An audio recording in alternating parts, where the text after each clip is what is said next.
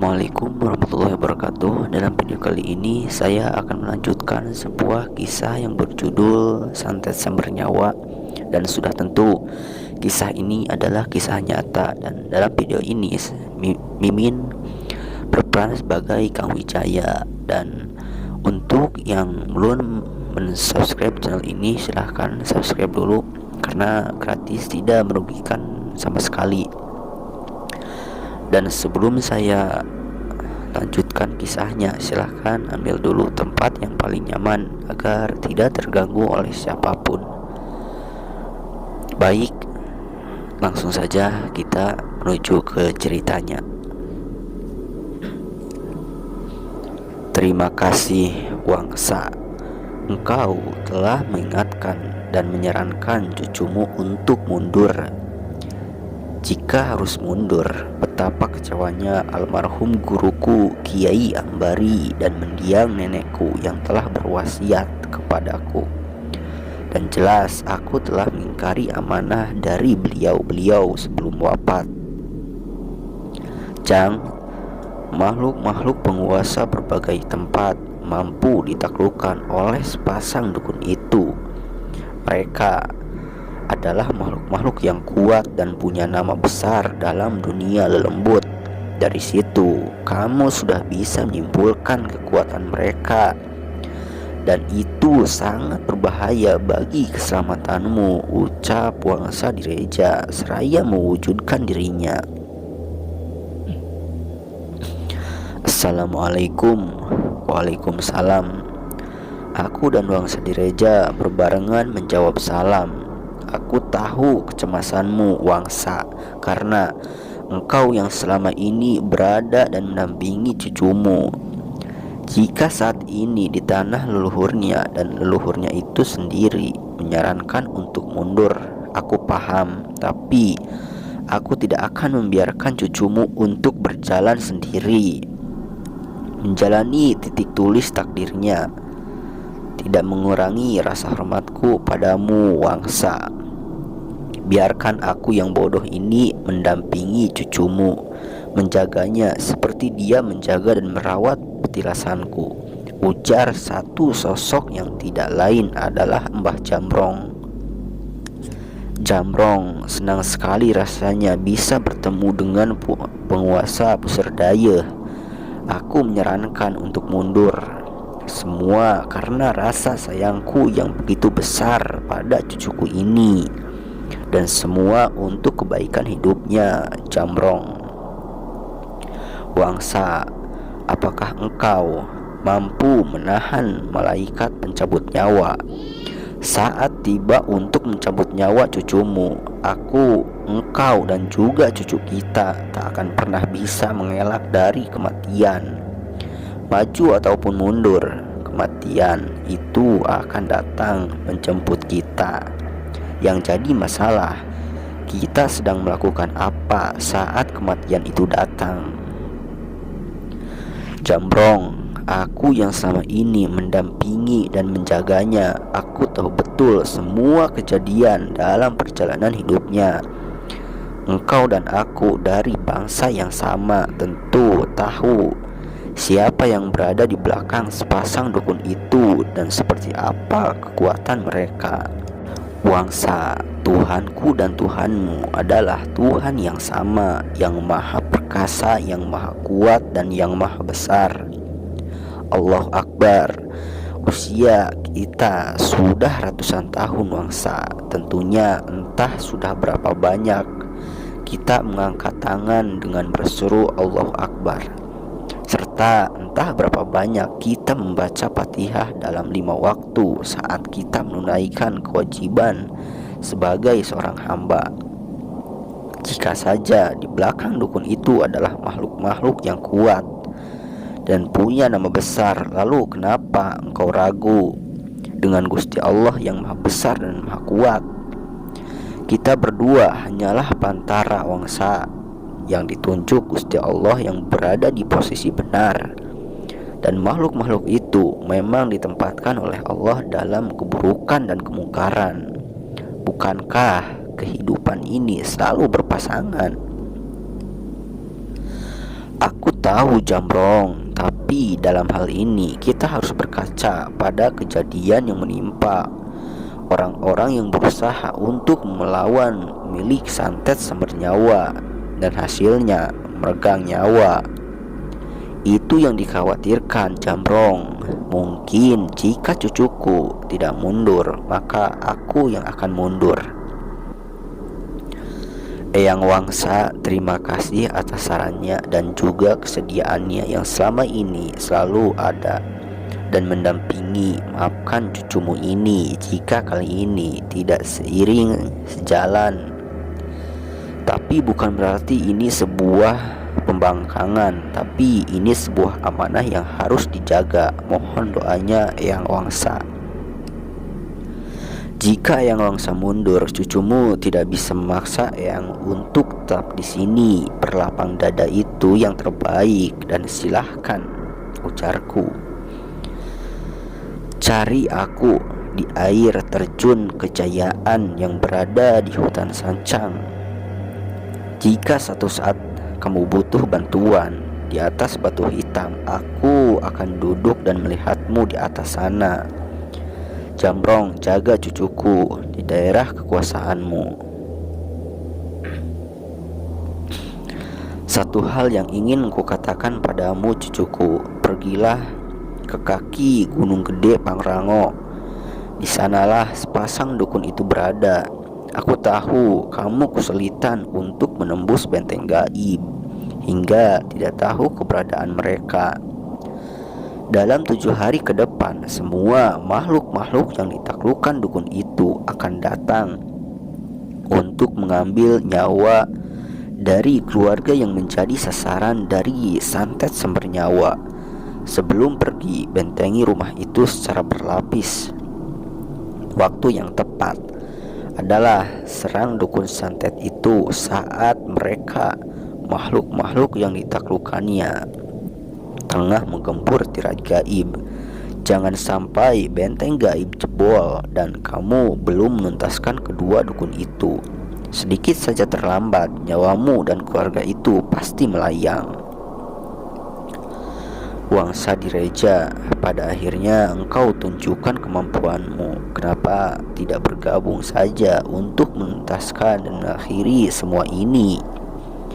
Jamrong, aku lihat sejauh mana pembelaanmu pada cucuku.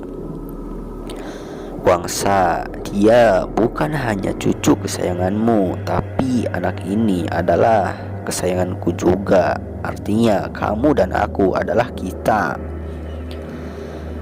Jamrong, ternyata permainan sililat lidahmu sudah mumpuni. Hahaha.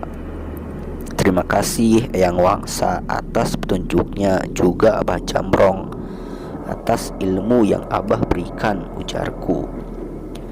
Menyatukan asma Allahu Akbar dan surah yang agung dari surah yang lainnya yang selama ini kamu sebut dan kamu baca, ibarat sebuah mata pisau yang sudah terasa dan sangat tajam. Juga asrar atau kunci dari suratul Fatihah telah kamu pahami. Seranglah waktu yang tepat untuk membuat benteng gaib secara berlapis. Setelah itu pergilah ke kaki Gunung Gede Pangrango. Terima kasih Eyang Wangsa dan Abah Jamrong, ujarku. Bentengi rumah itu lapisan pertama dengan Cai Kahuripan, lapisan kedua dengan Yasin Mubin, dan lapisan ketiga dengan menggabungkan Cai Kahuripan, Yasin Mubin, serta Payung Rasul dan Sholawat Payung Rasul. Terima kasih Eyang dan juga Abah. Doakan selalu cucumu ini, pintaku. Bral miang teneng ledeng tanpa kehariwang, miang ulah mawa kamalang. Rasa katineng teh Eyang Wangsa jeung Abah Jamrong. Saestuning aya digigireun hidup. Pergilah dengan keberanian tanpa rasa cemas. Pergi tanpa rasa khawatir. Rasa sayang kita selalu berada bersamamu.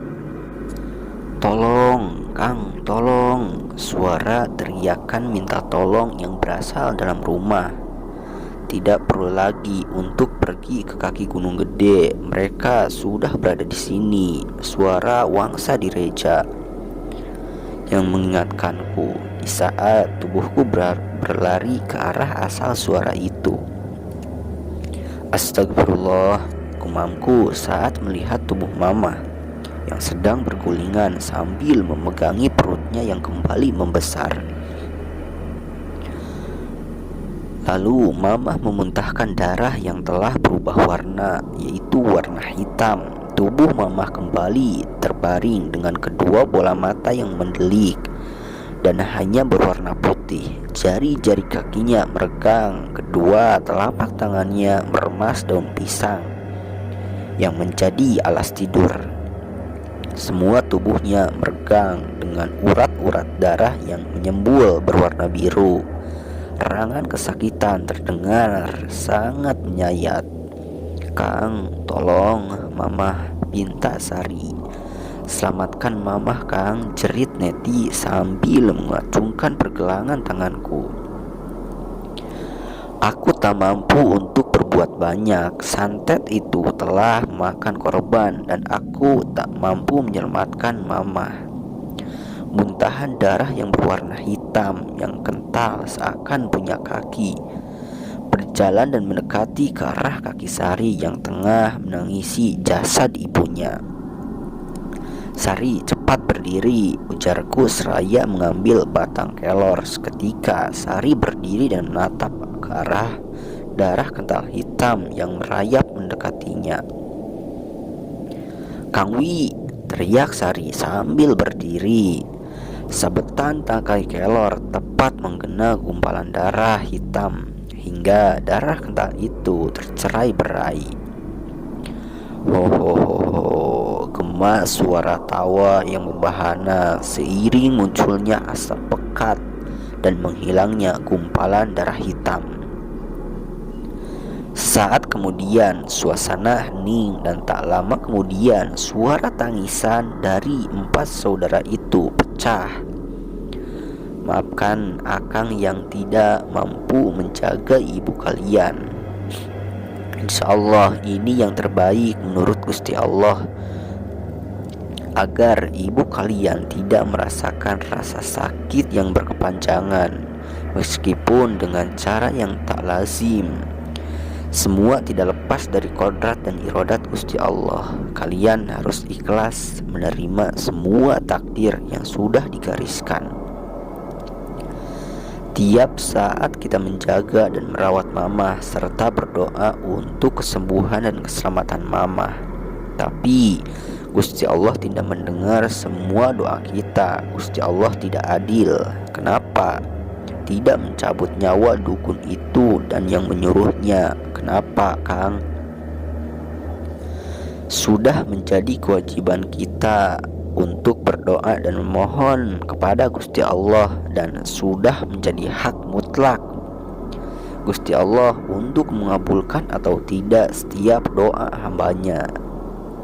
Jika hari ini semua doa-doa kita tidak dikabulkan, bisa jadi dalam diri masih ada kotoran yang melekat, atau semua doa-doa kita Allah jadikan sebagai sebuah pahala untuk menghapus dosa-dosa. Di satu sisi, Gusti Allah tengah menunjukkan keterbatasan Akang sebagai hamba dan menunjukkan kepada kalian untuk tidak bergantung kepada makhluk.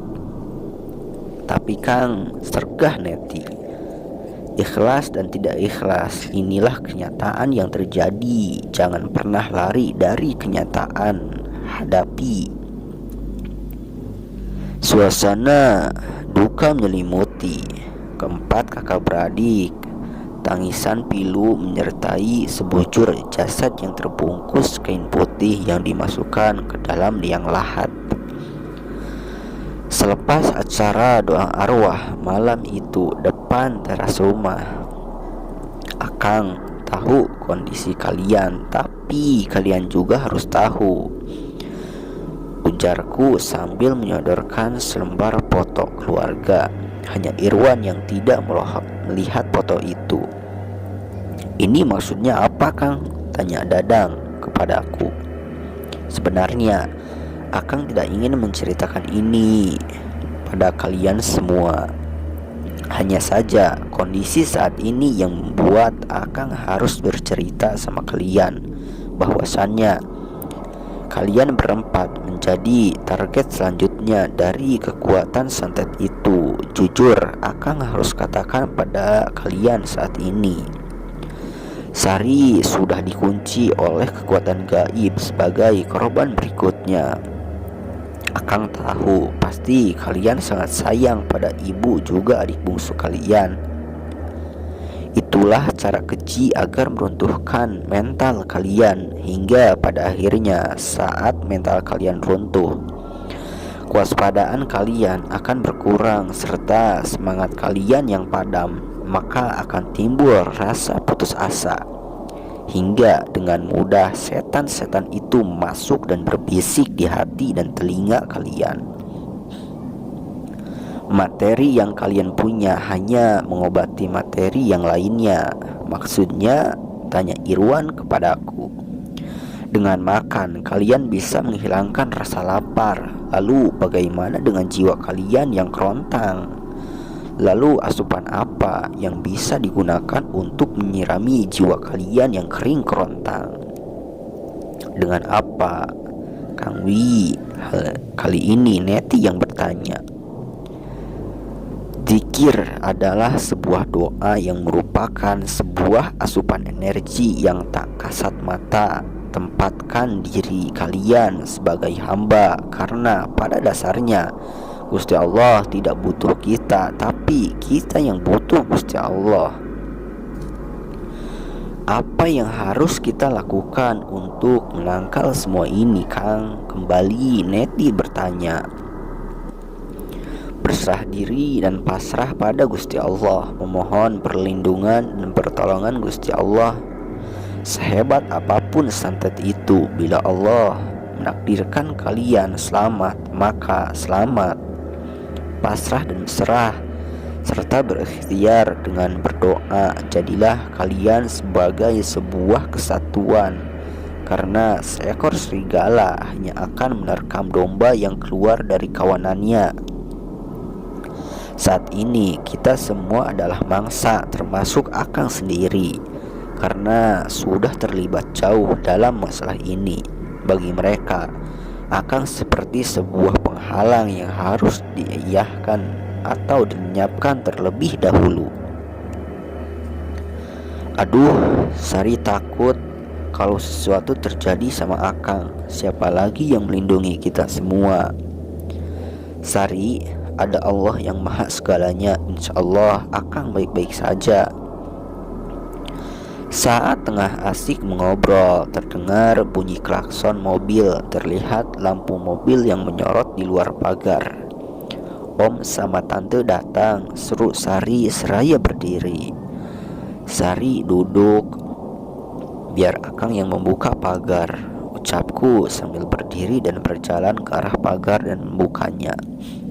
Om dan Tante datang sekalian bersama orang pintar untuk membersihkan rumah ini dari energi negatif, ujarnya sambil memperkenalkan seorang nenek yang bertubuh bungkuk yang menggenggam sebuah tongkat hitam, di mana pada bagian atas tongkat itu melengkung. Oh iya Om, Tante juga nenek, silahkan masuk, dengan ramah Irwan mempersilahkan. Om dan tantenya masuk dan duduk di ruang tamu, sementara nenek bungkuk itu mengedarkan pandangannya ke sekeliling rumah. Terlalu banyak makhluk jahat dalam rumah ini, cetus nenek bungkuk. Dan tolong ambil semua barang-barang di bagasi. Baik Om. Wan, sengaja Om bawakan kelapa muda buat kalian dan air dalam jerigen kecil ini buat mandi kalian. Nanti dicampurkan saja dalam bak air di kamar mandi. Juga Om bawakan makanan dan buah-buahan untuk kalian. Iya Om, Tante, terima kasih, jawab Irwan. Kalian di sini saja. Nenek mau melihat bagian luar rumah ini. Nenek bungkuk itu berkata. Nenek mau saya antar, ucap Dadang mengajukan diri. Aku minta diantar sama anak itu, jawab nenek bungkuk sambil menunjuk ke arah Sari. Saya nek, jawab Sari. Iya kamu anak cantik. Jang manehnya ho saha nini eta. Nak, kamu tahu siapa nenek-nenek itu? Satu suara terdengar oleh batinku. Siapa dia, Wangsa? Dialah pasangan dari sepasang dukun pemilik ilmu santet sempernyawa yang sengaja datang untuk mengambil anak gadis itu dan minum darah gadis itu untuk menambah kekuatan ilmunya dan menjadikan dirinya panjang umur serta awet muda. Itulah kenapa dalam foto itu lehernya dilumuri darah. Apakah harus dicegah saat ini, Wangsa? Tunggu waktu yang tepat, Jang. Sebuah getaran begitu sangat terasa saat ujung tongkat hitam milik nenek bungkuk diketukkan ke tanah. Celaka, nenek itu tengah berusaha menjebol tameng gaib yang menyelimuti Sari. Batinku, dua sosok perempuan yang umurnya terpaut jauh tengah menuruni tangga untuk menuju halaman. Tangan nenek bungkuk itu menggenggam pergelangan Sari. Jangan gegabah, Jang. Kembali suara Wangsa Direja terdengar saat kedua kakiku hendak beranjak menghampiri. Nyai Ratu Seketi, keluar maneh. Tah nyawana getihna keur kaluar. Nyai Saketi, keluar kamu, ini nyawanya, darahnya buatku, batin nenek bungkuk. Biar Abah yang menghadapi Ratu Saketi dan Wangsa Direja yang berhadapan dengan nenek bungkuk. Kamu cepat selamatkan gadis itu. Tubuh nenek bungkuk tengah bersila dengan tongkatnya yang tertancap. Sementara Sari duduk di sampingnya dengan tatapan mata yang kosong. Seberkas cahaya meliuk-liuk di atas langit. Disusul tubuh Mbah Jamrong yang melesat menyongsong datangnya penguasa laut pesisir utara Pamijahan, Nyai Ratu Rara Seketi. Nini Sima, cucuku bisa kamu kelabui, tapi tidak buat aku. Maung bodas trah sancang pakuan, apa urusanmu? Jawab nenek bungkuk seraya mencabut tongkat dan melesatkan tongkatnya ke arah langit. Gumpalan asap putih membungkus tongkat itu, dan tidak lama kemudian tongkat itu menjadi sosok yang tidak jauh beda dengan Wangsa Direja. Sia ayeuna jeung aing budak oleleho. Kamu sekarang sama aku bocah ingusan. Rara Saketi, sengaja aku menahan dirimu. Biarkan urusan ini menjadi urusan mereka. Kita tidak perlu ikut campur urusan mereka, teriak Mbah Jamrong. Hihihihi, penguasa Pusir Daya rupanya turun tangan juga dan memintaku untuk tidak ikut campur. Apakah dirimu takut menghadapi aku, Jamrong? Rara Seketi, bukan Jamrong namanya. Kalau takut sama makhluk sepertimu, hanya saja aku tidak ingin mengotori tanganku, apalagi menyakiti dirimu. Nyahlah Jamrong, sebelum kurobek dadamu dan memakan jantungmu. Rara Seketi, haruskah kurobek kambenmu dan melihat anumu? Hahaha. Dasar makhluk cabul, rasakan ini. Siluman cantik yang pemarah, aku terima tantanganmu. Pada akhirnya, dua penguasa yang berbeda terlibat juga dalam sebuah pertempuran yang dahsyat. Begitu juga dengan Wangsa Direja yang tengah bergumul dengan raungan-raungan yang membahana. Nini Sima, sebongkah daging di dalam rongga tubuhmu sudah sangat rusak, hingga sedikit pun tak terbesit rasa iba. Baru tadi siang, nyawa ibu dari anak ini kamu ambil, dan malam harinya nyawa anak ini akan kamu ambil juga.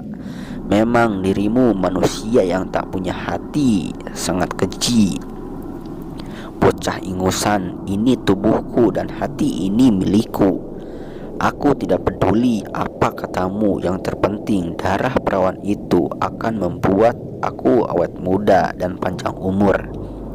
Dan darah orang sepertimu akan menambah kekuatan ilmuku. Semakin banyak aku membunuh orang-orang yang mengobati mereka, maka kekuatan ilmuku tidak akan terkalahkan.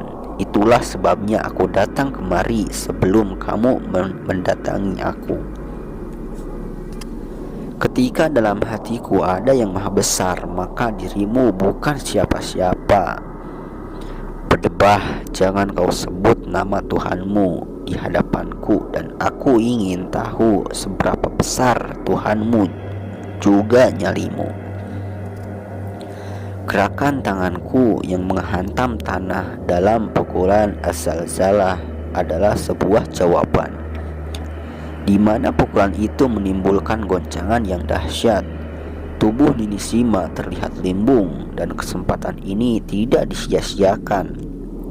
Dengan kembali memukulkan telapak tangan ke arah Nini Sima, dalam pukulan Jibril, sebuah energi panas menderu menyasar tubuh nenek bungkuk. Dengan sigap, Nenek Sima menjejakkan kakinya ke tanah. Sejurus kemudian, tubuhnya melakukan gerakan salto untuk menghindar. Hik hik hik, besar juga nyalimu bocah, ujarnya. Saat menjejakkan kedua kakinya, disusul dengan menarik tangan ke belakang dan disertai sebuah teriakan mendorong telapak tangannya. Sebuah hawa panas bergulung-gulung seperti awan melesat ke arahku. Terlihat pergelangan tangan dari Nini Sima berwarna hitam. Blar, suara dentuman terdengar saat pukulan Jibril yang sama-sama beraura panas menyongsong pukulan Nini Sima, yang berakibat terjajarnya kedua kakiku ke belakang. Itu baru pemulaan bocah dari semua ilmuku, seru Nini Sima kepadaku seraya menghentakkan kakinya ke tanah. Sebuah goncangan yang lebih dahsyat membuat tubuhku bergulingan. Lalu sebuah serangan dari pukulan Nini Sima kembali menderu menerjang. Blar, mengakibatkan tubuhku terpental dengan jarak yang cukup jauh. Modar sia, teriak nenek bungkuk seraya kembali menerjang dengan jari-jari tangannya yang kini mengeluarkan kuku-kuku hitam yang tajam. Om dan tante pulang dulu, Wan. Sepertinya orang pintar itu sudah menunggu di mobil. Oh iya, coba tengok adikmu di halaman belakang. Iya om. Gak usah diantar, biar om sendiri yang buka pagar depan. Iya om, jawab Irwan sambil anggukan kepala. Allahu Akbar, teriakku lantang seraya merapal doa Sir Yasin. Ya Allah, ya Tuhanku, aku bertawasul kepadamu, selamatkan diriku dan lindungilah aku. Mudahkan semua urusanku dan limpahkanlah keagungan dan keutamaan serta fadilah dari setiap huruf, dari setiap kalimah, dari setiap ayat. Hanyalah kepadamu aku berlindung. Sebuah sinar perak yang berbentuk pedang dengan izin yang maha kuasa tergenggam di tanganku. Terang saat pedang Yasin beradu dengan kedua tangan Nini Sima. Dengan apa lagi bocah kau lindungi dirimu, sedang pedang gaibmu tak mampu melukai tubuhku. Hik hik hik hik, ujar Nini Sima sambil mundur dan menjaga jarak. Tatapan matanya tajam mengarah padaku yang tengah berusaha berdiri sambil menekap dada akibat pukulan Nini Sima. Bocah, kamu sudah ditakdirkan untuk mati di tanganku. Jika aku hanya terpejam saat engkau memenggal kepalaku, itu bukan takdir. Takdir itu setelah aku bertempur habis-habisan dan mati di tanganmu, itulah takdirku, Nini. Bagus, kalau begitu bersiaplah untuk menerima kematianmu, bocah.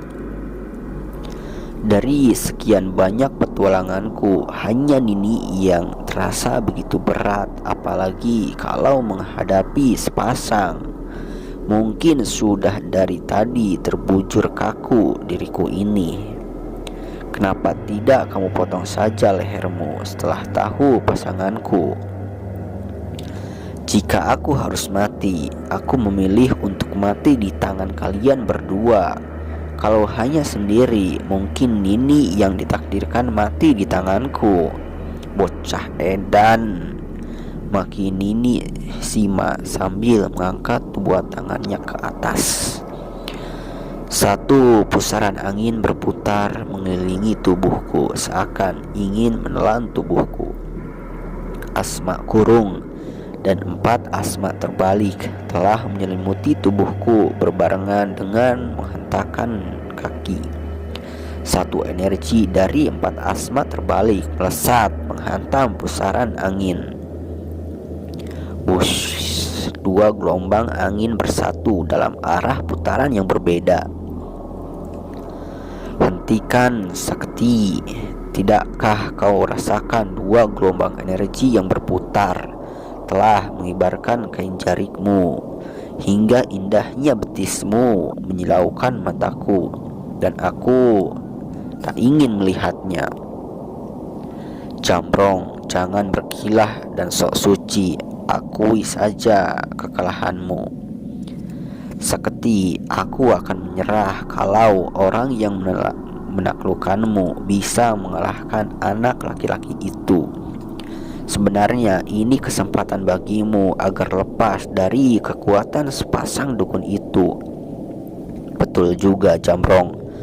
Tapi dengan satu syarat, kita jangan campur tangan dalam pertempuran mereka. Jadi Sakti, kita hanya menonton. Baiklah Jamrong, jawab Nyai Rara Sakti. Wangsa, apakah engkau akan terus bertempur? Jamrong, jika tongkat ini kembali pada tuannya, maka sudah bisa dipastikan dia akan kalah dan binasa. Cepat selamatkan gadis itu, Jamrong. Kamu sudah terikat janji denganku, Jamrong. Jangan langgar janjimu itu. Rara Sakti menyela. Kau dengar itu, Wangsa, ujar Mbah Jamrong. Aku dengar itu, Jamrong, jawab Wangsa Direja sambil kembali mengaum membahana. Apa masih ada ilmu simpananmu untuk menahan seranganku, bocah? Seru nenek bungkuk sambil mengibaskan rambutnya, yang pada akhirnya kibasan rambut itu mengeluarkan begitu banyaknya tawon berterbangan dan menyerang dengan suara dengingan yang membuat telingaku sakit. Bahaya batinku. Untuk ceritanya segini dulu, nanti saya akan lanjutkan lagi. Dan terima kasih sudah menyimak kisah ini. Apabila ada perkataan-perkataan yang kurang enak didengar oleh teman-teman, mohon dimaafkan, karena itu adalah sebuah kekurangan dari saya. Dan apabila ada kelebihannya, itu dari Allah Subhanahu wa taala. Dan saya mohon kepada teman-teman untuk doa dan dukungannya agar channel ini bisa berkembang. Sekian dari saya. Wassalamualaikum warahmatullahi wabarakatuh.